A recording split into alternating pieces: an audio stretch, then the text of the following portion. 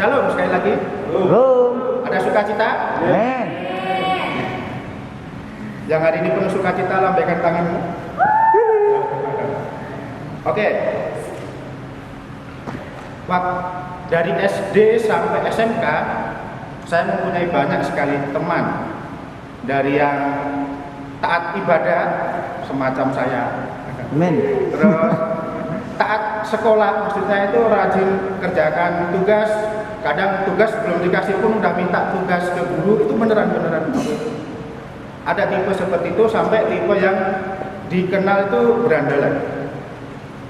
Singkat cerita, waktu SMK saya itu lebih condong dekat ke orang yang berandalan, jadi suka mabuk, suka ngerokok dan sebagainya. Waktu itu, ini udah SMK ya, waktu itu saya ditawarin, ayo merokok nih, aku tolak. Ayo minum miras, aku tolak. Karena waktu itu saya masih mempersiapkan diri untuk masuk ke militer. Setelah militernya nggak jadi, saya ditawarin lagi karena teman saya, oh ya nggak apa-apa lah, kan masih masuk militer. Setelah saya nggak jadi masuk militer, saya ditawarin kembali untuk rokok. Oke lah, saya masih bisa nolak, saya bisa bilang nggak, aku nggak ngerokok. Tapi kalau untuk miras, saya mulai jatuh di situ. Jadi saya minum dikit, walaupun nggak sampai mabuk, saya minum dikit. Lalu teman-teman saya bilang, nah bagus gitu, kamu menghargai sebuah pertemanan gitu. Jadi mereka menganggap saat ada kelompok minum miras, jika ada yang nggak minum, berarti dia nggak menghargai apa itu pertemanan gitu. Lalu perubahan terjadi dalam hidup saya jadi nggak tenang, hidup saya jadi penuh masalah. Saya dapat uang saku buat iuran beli miras sampai seperti itu. Lalu singkat cerita, akhirnya kami terpisah jarak karena pekerjaan. Jadi saya kerja, teman-teman saya kerja. Nah di situ karena saya belum belum kecanduan, jadi setiap saya ditawari saya bisa menolak. Nah, itulah yang menjadi rasa bangga dalam hidup saya ketika saya bisa menolak menolak hal-hal yang saya tahu itu menimbulkan dosa. Nah, karena terlebih saya nggak mau hidup saya itu jadi batu sandungan buat orang lain. Nah, pertanyaan buat kita itu, apa yang harus kita lakukan? Ini untuk kita semua ya. Apa yang harus kita lakukan supaya kita tetap bisa menjaga kekudusan dalam hidup kita? Nah, di sini saya ambil dari kitab Kejadian 39 ayat 1 sampai 23. Kitab Kejadian pasal 39 ayat 1 sampai 23. Di sini saya beri judul khotbah, tetap kudus tak mudah tembus. Tak mudah tembus itu tak mudah tembus untuk melakukan dosa ya. Jadi jangan ada perspektif lain. Tetap kudus tak mudah tembus. Kita buka di Kejadian 39 ayat 1 sampai 23. Yang sudah ketemu katakan, aku mau taat. Aku mau taat. Oke. Oke, saya akan bacakan dengan judul perikop Yusuf di rumah Potifar. Adapun Yusuf telah dibawa ke Mesir dan Potifar, seorang Mesir, pegawai istana Firaun, kepala pengawal raja, membeli dia dari tangan orang Ismail yang telah membawa dia ke situ. Tetapi Tuhan menyertai Yusuf sehingga ia menjadi seorang yang selalu berhasil dalam pekerjaannya. Maka tinggallah ia di rumah tuannya, orang Mesir itu. Setelah dilihat oleh tuannya bahwa Yusuf disertai Tuhan dan bahwa Tuhan membuat berhasil segala sesuatu yang dikerjakannya, maka Yusuf mendapat kasih tuannya dan ia boleh melayani dia. Kepada Yusuf diberikannya kuasa atas rumahnya dan segala miliknya diserahkannya kepada Yusuf. Sejak ia memberikan kuasa dalam rumahnya dan di atas segala miliknya kepada Yusuf, Tuhan memberkati rumah orang Mesir itu karena Yusuf, sehingga berkat Tuhan ada atas segala miliknya, baik yang di rumah maupun yang di ladang. Segala miliknya diserahkannya kepada kekuasaan Yusuf, dan dengan bantuan Yusuf ia tidak usah lagi mengatur apapun selain dari makanannya sendiri. Adapun Yusuf itu manis sikapnya dan elok parasnya. Selang beberapa waktu, istri tuannya memandang Yusuf dengan birahi. Lalu katanya, marilah tidur dengan aku. Tetapi Yusuf menolak dan berkata kepada istri tuan itu, dengan bantuanku, tuanku itu tidak lagi mengatur apa yang ada di rumah ini, dan ia telah menyerahkan segala miliknya padaku, pada kekuasaanku. Bahkan di rumah ini ia tidak lebih besar kuasanya daripadaku, dan tiada yang tidak diserahkannya kepadaku selain daripada engkau, sebab engkau istrinya. Bagaimana mungkin aku melakukan kejahatan yang besar ini dan berbuat dosa terhadap Allah? Ayat yang ke-10, walaupun dari hari ke hari perempuan itu membujuk Yusuf, Yusuf tidak mendengarkan bujukannya itu untuk tidur di sisinya dan bersetubuh dengan dia. Pada suatu hari masuklah Yusuf ke dalam rumah untuk melakukan pekerjaannya, sedang dari seistri rumah itu seorang pun tidak ada di rumah.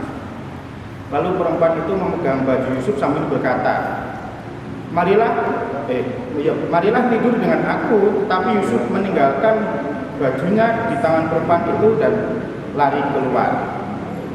Ketika dilihat perempuan itu bahwa Yusuf meninggalkan bajunya dalam tangannya dan telah lari keluar, dipanggilnya seisi rumah itu, lalu katanya kepada mereka, lihat, dibawanya kemari seorang Ibrani atau Yusuf tadi, supaya orang ini dapat mempermainkan kita. Orang ini mendekati aku untuk tidur dengan aku. Tetapi aku berteriak-teriak dengan suara keras, dan ketika didengarnya bahwa aku berteriak sekeras-kerasnya, ditinggalkanlah bajunya padaku, lalu ia lari keluar. Ayat yang ke-16, juga ditaruhnya baju Yusuf itu di sisinya sampai tuan rumah pulang. Jadi ayat yang ke-17 sampai ke-23 itu singkat cerita Yusuf difitnah, lalu dia dipenjara. Tapi di ayat yang saya bacakan lagi, di ayat yang ke-21, tetapi Tuhan menyertai Yusuf dan melimpahkan kasihnya kepadanya dan membuat Yusuf kesayangan bagi kepala penjara itu. Oke, saya akan langsung masuk poin yang pertama. Di sini dijelaskan bahwa Yusuf menolak berkali-kali ajakan untuk berbuat dosa, berzina. Karena saya mau cari topik judul yang lain tentang selain berzina itu, saya gali lagi ternyata yang menimbulkan dosa. Jadi saya kasih contoh minum miras dan merokok dan sebagainya, pokoknya tidak menjaga kekudusan. Saya akan masuk poin pertama, yaitu hidup bergaul dengan Allah, ayat yang kedua sampai yang ke-6. Memang tidak tertulis bahwa Yusuf, ada tertulis di sini hidup Yusuf itu bergaul dengan Allah. Tapi secara tersirat tertulis bahwa seorang yang disertai Tuhan, seorang yang dibuat Tuhan berhasil, hidupnya pasti bergaul dengan Allah. Itu yang harus kita percaya. Seorang yang hidupnya bergaul dengan Allah, pastinya orang itu akan mentaati semua perintah Allah. Baik dia senang, baik dalam kondisi susah sekalipun, dia akan mentaati perintah Allah. Nah, tujuannya supaya apa? Supaya nama Tuhan dipermuliakan. Kita bisa lihat orang yang disertai Allah itu pasti dibuat berhasil. Orang yang hidupnya dekat dengan Allah pasti berhasil. Kita bisa lihat Yusuf disertai Tuhan dari seorang budak, dia menjadi kepercayaan kepala pegawai istana, yaitu Potifar.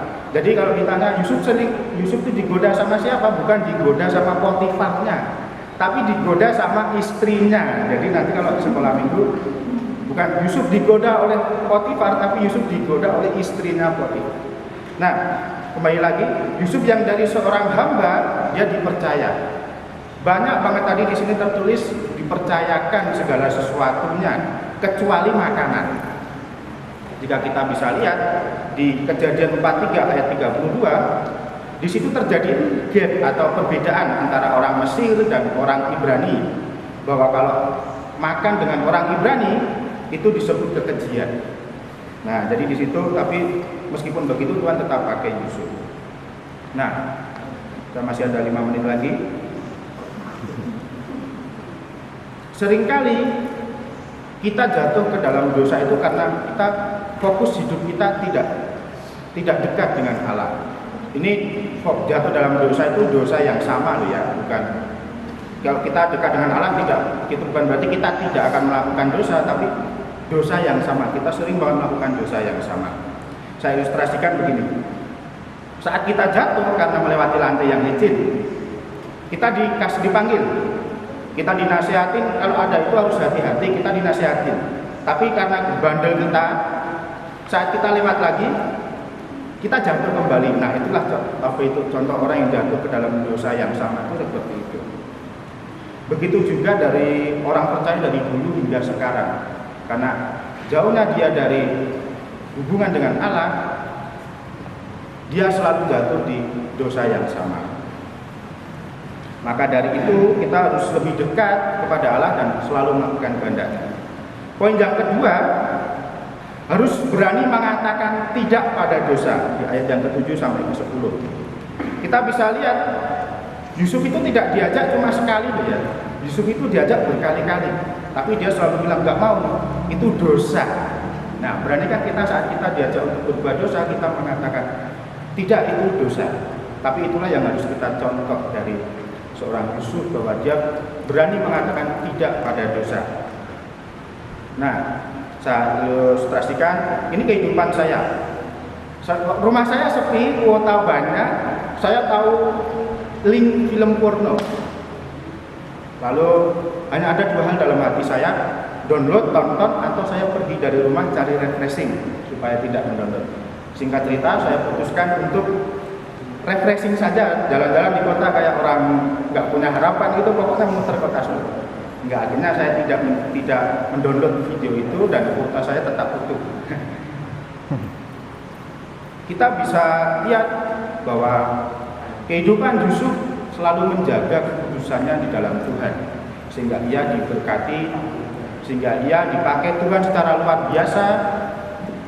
Dan kita bisa lihat meskipun dia di penjara, Tuhan tetap menyertai dia, karena ketika tanya dia dengan Tuhan, dalam masalah pun Tuhan tetap menyertai Yusuf. Jadi begitu juga dengan hidup kita, saat kita dekat dengan Allah, saat kita jatuh dalam masalah, kita yang difitnah sana sini padahal kita nggak melakukan, tapi difitnah hingga akhirnya kita dalam masalah, percayalah Tuhan pasti akan menyertai kita. Amin.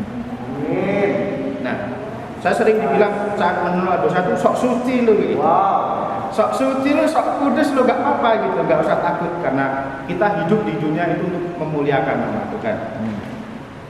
Jika kita hidup berkenan, kita hidup belajar hidup berkenan di hadapan Allah, kita pasti akan diberkati Allah. Amin. Yes.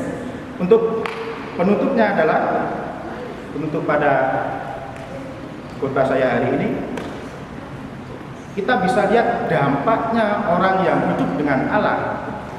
Kita bisa lihat dari kehidupan Yusuf. Yusuf orang yang hidup dengan Allah, hidup dekat dengan Allah. Dampaknya adalah Yusuf yang dari muda dia naik level ke kepercayaan orang Mesir, lalu naik level lagi menjadi raja orang Mesir, raja kedua menggantikan Firaun. Nah, mari semuanya, teman-teman semuanya, supaya kita bisa tetap menjaga kekudusan, kita harus hidup bergaul dengan Allah, hidup dekat dengan Allah. Lalu yang kedua, kita harus berani mengatakan tidak pada dosa. Jangan sampai kita sudah tahu itu dosa, tapi kita tetap melakukan itu. Nah, karena kita harus tanamkan dalam diri kita harus hidup memuliakan nama Tuhan. Amin. Mari kita berdoa.